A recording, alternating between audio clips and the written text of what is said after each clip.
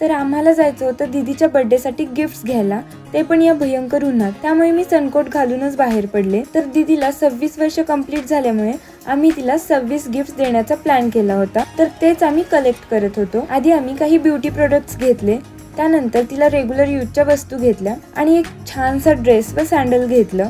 उन्हात फिरून फिरून कोरड पडली, त्यामुळे कात्रज डेअरीचं ताक पिलं आणि परत पुढच्या शॉपिंगला गेलो. तिला छानसा एक गॉगल हवा होता, तो पण घेतला. थोडी क्लाससाठी स्टेशनरी घेतली आणि अशा प्रकारे आमचे 26 गिफ्ट हे रेडी झाले. तर ते गिफ्ट कोणते आहेत ते तुम्हाला यूट्यूबला लॉंग व्हिडिओ अपलोड करणार आहे, त्यात समजेलच. त्यानंतर आम्ही जाता जाता केक घेऊन घरी गेलो आणि बर्थडेचा प्लॅन हा आम्ही घरीच करायचा ठरवला होता, पण आमच्याकडून वेळेअभावी काही अरेंजमेंट झाली नाही, म्हणून तो प्लॅन कॅन्सल केला आणि आम्ही एक कॅफे बुक केला आणि तिथे सेलिब्रेशन केलं, जे की दीदीला खूप आवडलं. तर हे लोकेशन कोणतं आहे ते तुम्हाला उद्याच्या ब्लॉगमध्ये समजेल.